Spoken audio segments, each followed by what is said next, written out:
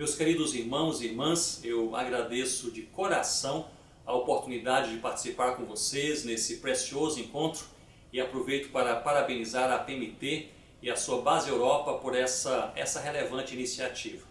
Deixo aqui o meu abraço a todos que participam conosco nesse encontro e de forma especial aos colegas missionários. Que Deus fortaleça cada um na porção que Ele tem para os nossos dias, em nome do Senhor Jesus. Eu quero também agradecer as orações, o encorajamento e todo o cuidado conosco durante as semanas que estivemos enfermos aqui em casa, em Manaus. Foram de fato dias bem difíceis, mas em tudo fomos encorajados, animados e abençoados por Deus, por meio da sua palavra e também por meio dos irmãos. Fica aqui a nossa sincera gratidão. E eu desejo, nesse momento, lamentar profundamente o falecimento do querido pastor e amigo do coração, reverendo José João de Paula. Teólogo, pastor, professor, escritor, missionário da PMT inclusive, homem de Deus. Estávamos escrevendo juntos um comentário do livro de Atos e em sua última mensagem enviada no dia 22 de abril, ele falava com empolgação sobre o triunfo de Cristo e o triunfo do Evangelho. Sem dúvidas, ele deixou um exemplo de amor pela palavra, amor por Jesus, amor pela família, pela igreja e também pela missão. Foi inclusive o nosso pastor nos últimos anos, comissionado pela APMT para pastorear os missionários com campos aqui no Brasil. E todos nós fomos muito bem pastoreados por ele. Sentiremos a sua falta. Deixo aqui o meu abraço para a querida Sueli e toda a sua família. Que Deus abençoe em nome de Jesus. A pandemia de 2020 atacou diretamente estruturas, sistemas, pessoas e projetos em todo o mundo. Eu creio que é certo afirmar que bilhões de pessoas foram afetadas, estão sendo afetadas nas mais diversas áreas: física, financeira, familiar, espiritual, emocional e também ministerial. Essa crise não apenas gerou novos sofrimentos, mas sobretudo trouxe à tona aquilo que já estava fragilizado. Sejam pessoas, relacionamentos pessoais. Aliás, o índice de divórcio tem aumentado bastante em alguns países nos últimos meses. Mas essa crise também afetou instituições, empresas, governos e, sem dúvida alguma, igrejas e projetos missionários.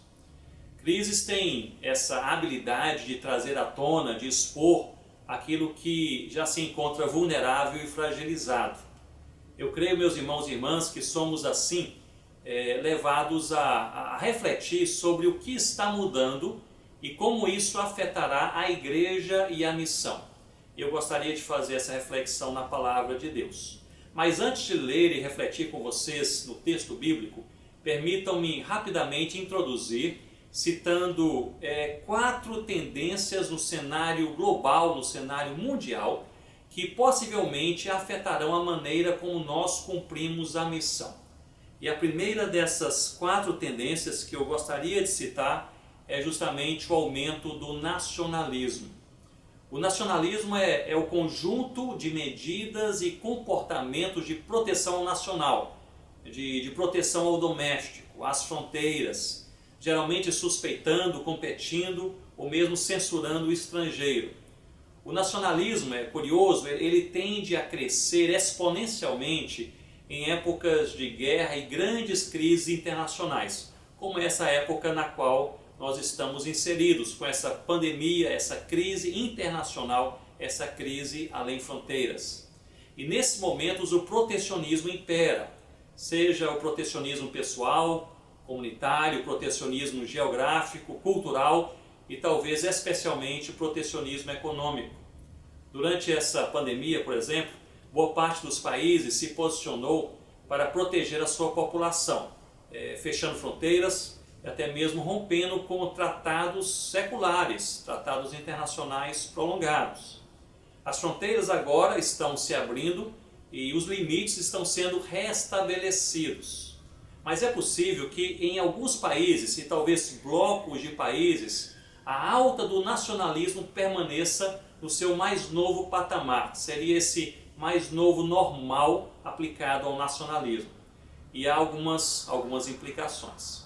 Dentre muitas possíveis implicações, eu creio que algumas delas venham a interferir diretamente no fenômeno da diáspora, também na diminuição da tolerância com migrantes e refugiados, bem como no aumento da suspeição quanto aos estrangeiros.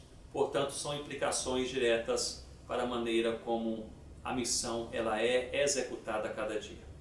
A segunda tendência que eu gostaria de destacar é justamente a intensificação do monitoramento das atividades cristãs e atividades missionárias. Em dias de pandemia, diversos países desenvolveram, ou na verdade expuseram, pois já haviam desenvolvido, diversos sistemas de monitoramento de estrangeiros e também de encontros, as chamadas aglomerações. O propósito inicial, como bem se sabe, foi um propósito sanitário de saúde, porém tem havido múltiplos relatos em que alguns desses países, em alguns desses lugares, os sistemas estão sendo usados especificamente para monitorar as atividades cristãs e missionárias. E eu creio que haverá, portanto, implicações diretas sobre as atividades missionárias internacionais, sejam de curto ou de longo prazo. E eu diria especialmente nos países com já uma história de repressão à presença cristã ou intolerância à presença cristã.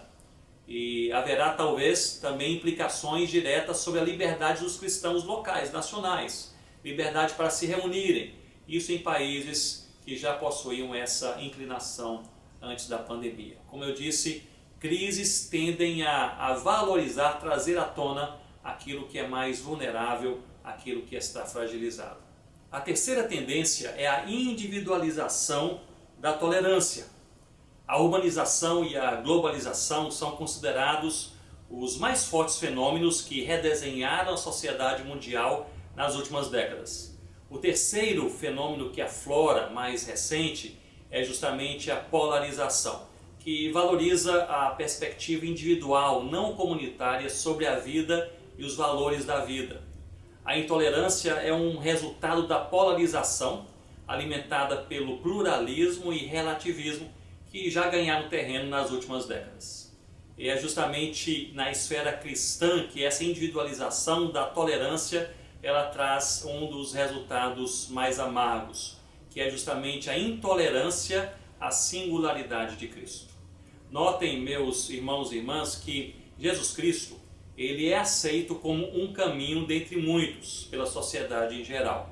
Ele é aceito como uma verdade dentre muitas verdades. Ele é aceito como uma solução de vida dentre muitas soluções de vida. Mas a máxima identitária de Jesus Cristo, eu sou o caminho, a verdade e a vida, essa máxima já é e passará a ser ainda mais combatida nos próximos anos, visto que a tolerância antes comunitária ela passa a ser agora individualizada. A última tendência que eu gostaria aqui de mencionar é justamente a virtualização dos relacionamentos. O chamado sexto continente, ou seja, a nação conectada à internet, esse sexto continente abriga mais de 3,5 bilhão de pessoas. E essa realidade expõe diversos desafios e diversas mazelas, mas também diversas grandes oportunidades. Estamos aqui, por exemplo, nessa conferência virtual, aí pessoas de tantas cidades, tantos estados, países conectados e partilhando uma mensagem, pensando, guardando o coração em relação a um valor. Certamente essas oportunidades também se fazem presentes na evangelização. A Christian Vision, por exemplo, mencionou que até o mês de maio desse ano 2020, mais pessoas haviam assistido aos seus vídeos evangelísticos espalhados pelo mundo através da internet do que o total de pessoas em todo o ano passado, de 2019. Portanto, grandes oportunidades missionárias que precisam ser mais e mais exploradas. Com essas realidades em mente, eu trago uma pergunta. Qual deve ser a postura? Deixe-me ser mais propositivo. Qual deve ser o posicionamento da Igreja de Cristo e mais particularmente dos missionários perante tal cenário? Eu desejo refletir com vocês em Atos capítulo 16, o verso 25.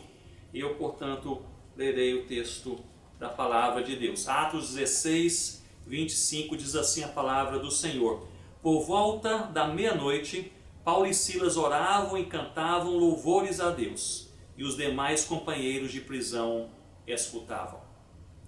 O Evangelho sofre 4 impulsos registrados no livro de Atos que espalham a mensagem do Cristo vivo por todo o mundo do primeiro século. O primeiro impulso nós podemos chamá-lo de impulso da espiritualidade, com foco em Atos capítulo 2, com o Pentecoste. Vocês se lembram desse texto, dessa verdade bíblica? Mais de 3.000 pessoas ouvem a palavra de Deus pregada pelo apóstolo Pedro e elas se convertem. E são pessoas de mais de 14 nações que foram diretamente alcançadas naquele momento. À medida que os convertidos voltavam para as suas terras e as suas cidades, muitas igrejas surgiam, provavelmente a própria igreja na cidade de Roma.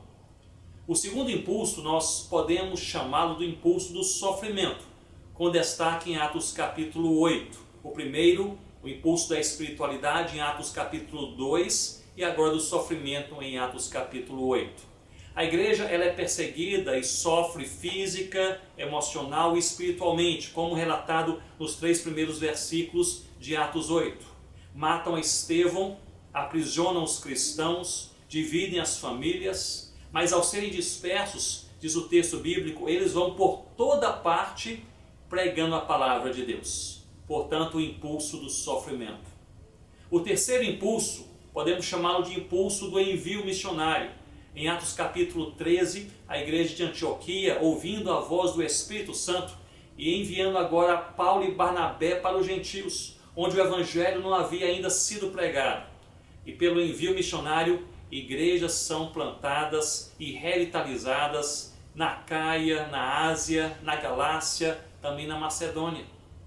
O quarto é o impulso da multiplicação de igrejas a partir de Atos capítulo 15 e capítulo 16. O evangelho se espalha, igrejas nascem, se multiplicam e passam a colaborar no plantio de novas igrejas. Como a igreja em Filipos, na casa de Lídia, que se associou a Paulo no ministério de plantio de igrejas mais uma vez. Portanto, tenha em mente que em Atos 16, a igreja cristã era uma igreja em expansão, mas perseguida. Uma igreja que crescia, mas sofria intolerância por toda parte. Uma igreja que fazia o bem, mas as suas ações eram ignoradas. Um cenário talvez parecido com a igreja cristã protestante fiel a Cristo do século 21. Uma igreja que expande-se debaixo de perseguição, cresce sofrendo intolerância, faz o bem, mas suas ações não são valorizadas. E a pergunta que se levanta é essa: o que fazer? O que fazer? Entendo que Atos 16, 25 resume aquilo que deve ser a postura, o posicionamento da igreja perante a pressão, o sofrimento e também as oportunidades. Paulo e Silas haviam sido presos em Filipos, nesse contexto. Eles haviam sido presos por pregar o evangelho na cidade de Filipos. Era o golpe fatal após uma série de provações que eles enfrentaram. Lembrem-se que eles haviam tentado evangelizar a Ásia e a Bitínia, mas Deus os impediu. O texto diz que o Espírito de Jesus os desautorizou. Haviam sido claramente dirigidos pelo Senhor para a Macedônia, pois Paulo em Troade teve a visão: passa a Macedônia e ajuda-nos, e entender o sendo de Deus e era de Deus. Mas lá chegando na cidade de Filipos, expulsando o demônio de uma jovem possessa, em lugar de receberem agradecimento, eles foram encarcerados. Nós sabemos hoje que Deus enviou grande livramento com o terremoto e as cadeias se abriram, o carcereiro se converteu, nasceu uma igreja na casa de Lídia. Aliás, é um texto lindo quando eles saem da prisão e percebem que há uma igreja já ali nascente na casa de Lídia. e de lá eles plantaram igrejas em Tessalônica e Bereia, evangelizaram Atenas e outros lugares. Nós sabemos hoje o desfecho da história. Mas naquele momento de prisão, tudo era incerto e tudo estava escuro. Não havia nenhuma certeza sobre o dia de amanhã. Muito se fala sobre o pico da crise do coronavírus em diferentes ambientes e como sendo o momento mais perigoso. Bem, aquele era o pico do sofrimento nas vidas de Paulo e Silas na Macedônia. E o que eles fizeram? Capítulo 16, verso 25, nosso verso no dia de hoje. Por volta da meia-noite, Paulo e Silas oravam e cantavam louvores a Deus e os demais companheiros de prisão escutavam. Vemos aqui, de forma resumida, o posicionamento desses homens em meio ao novo, em meio à crise, em meio ao sofrimento. Eu poderia propor que esse posicionamento ele se resume em 3 palavras nesse nosso versículo 25. Eu creio que as 3 palavras centrais são oração, adoração e missão. Primeiramente, pensemos sobre a oração. Diz o texto que por volta da meia-noite, ou seja, depois de um dia exaustivo, sufocante, em que tudo ia de mal a pior, em uma perspectiva humana, em lugar de conversarem entre eles para decidir os próximos passos, eles conversavam com o Pai, estavam em oração. Eles não gastaram tempo preparando a defesa do dia seguinte, mas sim falando com o Senhor. Eles não se atreviam, aparentemente, a planejar os próximos passos sem primeiramente depositarem perante Deus as suas preocupações. Eles não discutiam, não decidiam sobre projetos missionários sem primeiramente dialogar com o Senhor Jesus. Meus irmãos e minhas irmãs, eu creio que a oração é a mais profunda declaração de nossa dependência de Deus. Ao invés de gritar contra a pandemia, nós falamos com Deus. Ao invés de nos defendermos perante os acusadores, nós falamos com Deus. Em lugar de abraçarmos o desânimo em uma época difícil, falamos com Deus. Nós somos convocados pelo Senhor Jesus a termos uma vida de oração. A vida de oração é um grande privilégio e também uma grande necessidade para cada um de nós. Vocês podem verificar em Atos 16 que Paulo e Silas haviam tentado ir para a Ásia e a Bitínia, mas Deus não permitiu. Eles não sabiam o que fazer. Então voltaram para Troade, um porto marítimo, para esperar e buscar de Deus o próximo passo. Troade era um lugar de espera, de pausa. Troade era um lugar de oração. E perguntar a Deus qual o próximo passo, o que devemos fazer. Somente aí em Troade foram guiados claramente pelo Senhor para a Macedônia. Irmãos e irmãs, missionários e missionárias, precisamos gastar mais tempo em Troade. Precisamos pausar mais, precisamos ouvir mais, nós precisamos orar mais. Observemos o nosso verso bíblico, versículo 25. Não apenas a oração, mas também a adoração.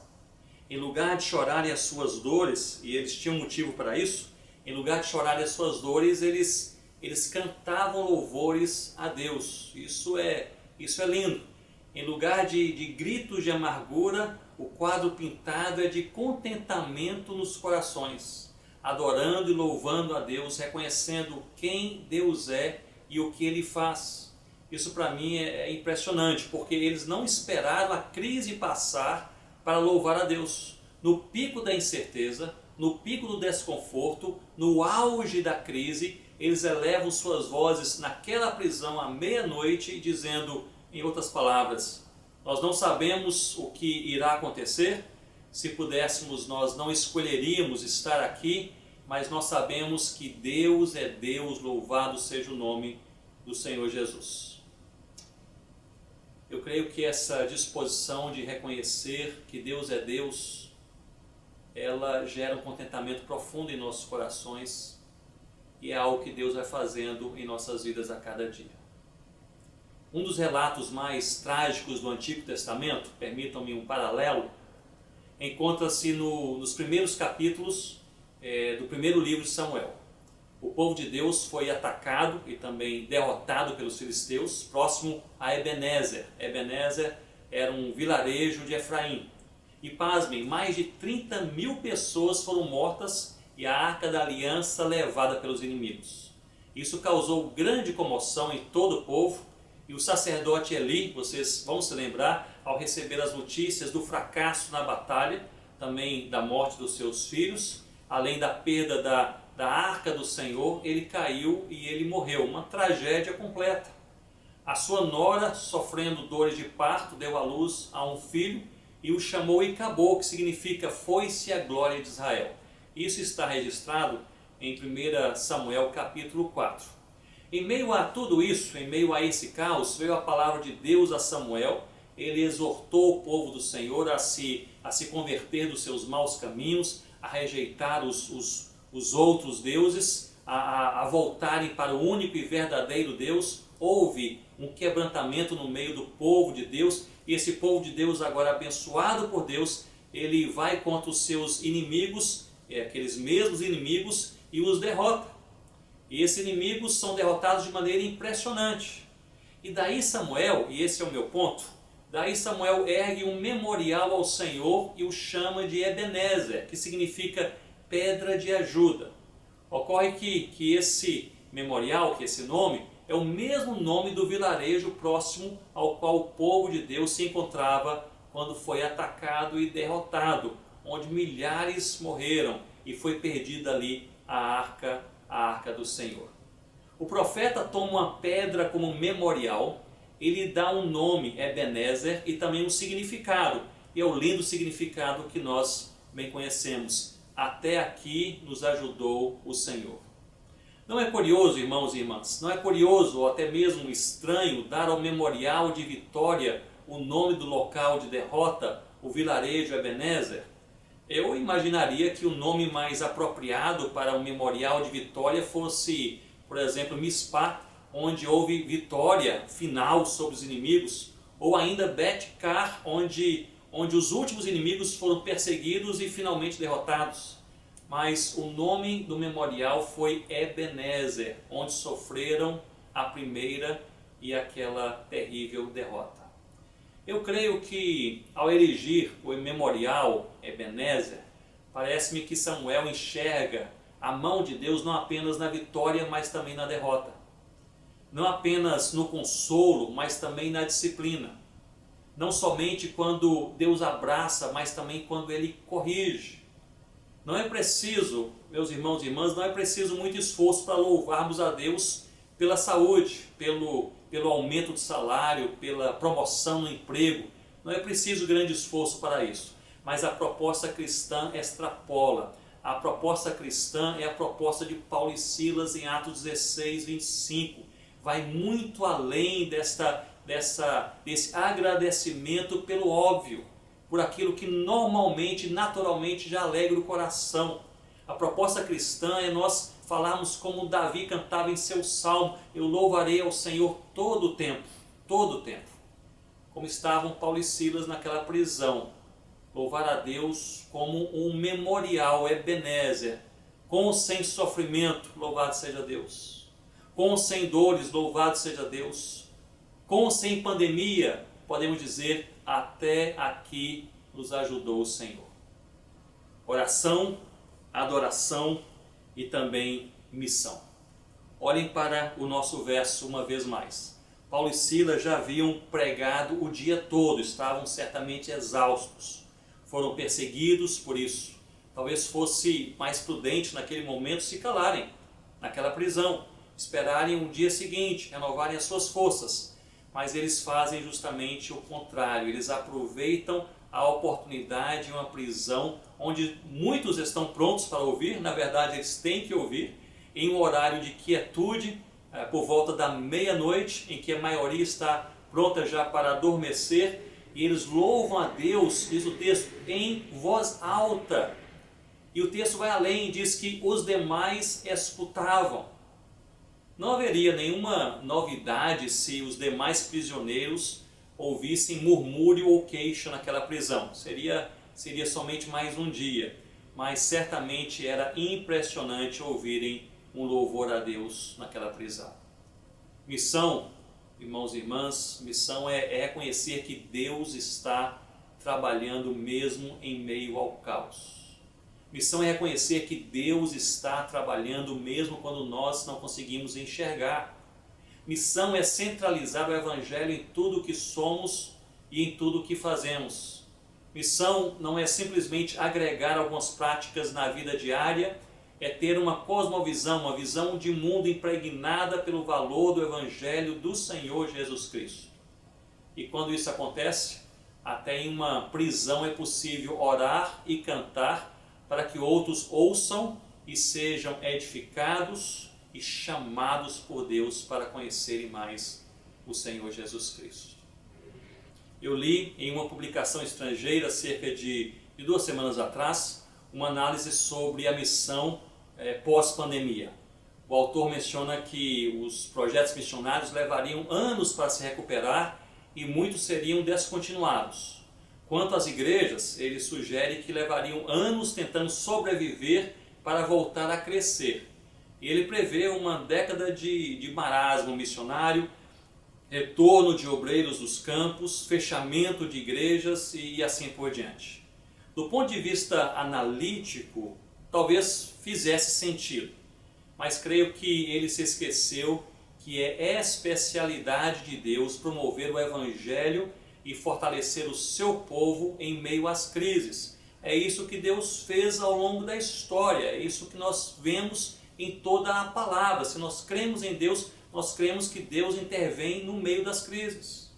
Nas narrativas do Antigo e do Novo Testamento, nós vemos sandálias que não se gastaram durante 40 anos, enquanto o povo de Deus peregrinava pelo deserto, água saída de pedra, comida provida por pássaros, nuvem de dia, luz durante a noite. A missão, meus irmãos e irmãs, a missão não irá parar, ela será cumprida em nome do Senhor Jesus. A igreja não irá morrer, ela será fortalecida pelo poder de Deus. Uma palavra aos missionários, aos colegas missionários. Sim, talvez torne-se mais difícil continuar trabalhando em países com moedas fortes, como a Europa. Isso certamente já tem acontecido, mas creia, Deus proverá. Talvez entremos em uma época de ainda maior suspeição ou monitoramento missionário em certos países, onde muitos de vocês trabalham. Mas creiamos, Deus proverá. Talvez cresçam ainda mais as restrições no trabalho com povos minoritários, mas nós devemos crer, Deus proverá. Talvez as igrejas plantadas, ainda fragilizadas, tenham sofrido um duro golpe com essa presente crise, mas nós precisamos crer, Deus proverá. Aquilo que parece ser uma enorme, intransponível muralha, talvez seja a grande oportunidade promovida por Deus para espalhar ainda mais, para impulsionar ainda mais, de uma maneira que nós nem enxergamos, o seu Evangelho por todo o mundo. A missão será cumprida porque Jesus assim afirmou. Em Mateus 24:14, eu amo esse texto, quando Cristo diz, e será pregado o Evangelho do Reino por todo o mundo, é uma certeza. Basta uma palavra do Senhor e tudo pode mudar. Basta uma palavra do Senhor e mesmo sem mudança no caos, Ele nos sustentará e sustentará a sua igreja.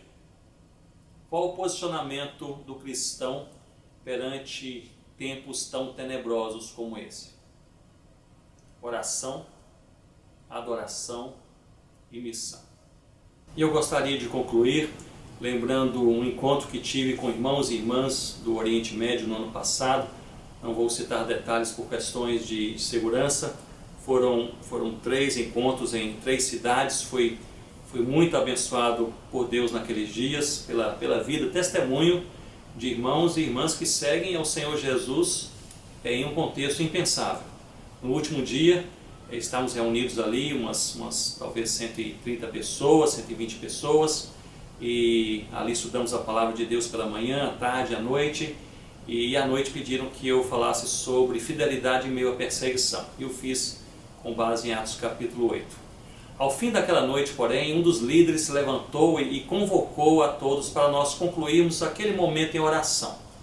E ali todos sentados, olhando para ele fez duas perguntas. A primeira: quem aqui tem algum parente ou amigo chegado preso por causa da sua fé no Senhor Jesus? Quase metade se levantou. A segunda pergunta: quem aqui está sendo desprezado ou menosprezado por sua família por causa da sua fé, porque é cristão? Muitos outros se levantaram. E nós começamos a orar. E, meus irmãos, eu jamais havia presenciado um lamento como aquele em toda a minha vida. Era oração e choro, era um clamor, um lamento profundo da alma. Algumas senhoras mais idosas choravam tanto que elas não conseguiam ficar de pé. Em certo momento, aquele líder disse: se você quiser, venha à frente e um de nós pode orar com você. E um senhor de mais ou menos 65 anos de idade, ele veio em minha direção, seu rosto banhado em lágrimas, ele me abraçou, ele chorava copiosamente, ele chorava e soluçava. E no meio daquele choro, daqueles soluços, ele balbuciava algumas pequenas frases em inglês e eu conseguia ali no meio daquele choro entender o que ele dizia. Em um certo momento ele disse: eu perdi tudo. Eu perdi tudo por causa da minha fé. Eu perdi a minha família, não posso voltar mais para casa por causa da minha fé. Depois de mais algum tempo de choro, ele disse: eu perdi tudo por causa da minha fé, perdi até mesmo os meus negócios. Eu era um comerciante, eu não tenho mais dinheiro, não tenho nem emprego, perdi tudo por causa da minha fé. Mais adiante ele disse: eu perdi até mesmo o respeito dos meus amigos na minha cidade, porque eu sou cristão. Eu perdi tudo por causa da minha fé. Mas ao final daquela fala, ele concluiu dizendo: mas eu ganhei Jesus. E ali uma coisa interessantíssima aconteceu. O choro começou a pausar e uma pessoa se levantou e começou a cantar um belíssimo louvor a Deus. E aquele choro se tornou em sorriso, e o louvor ele contagiou toda aquela sala. A crise continuava, mas era um momento de esperança. O choro pode durar uma noite, mas a alegria vem pela manhã. Meu irmão e minha irmã, se você está vivendo em meio ao choro, creia que Deus tem um plano e descanse no plano de Deus, em nome do Senhor Jesus. Vamos abraçar pela palavra de Deus, pelo desejo e pelo encorajamento do Espírito Santo em nossas vidas. Vamos abraçar nesse momento da nossa vida e do nosso trabalho a oração, a adoração e a missão para a glória de Deus. Que Deus encoraje os nossos corações.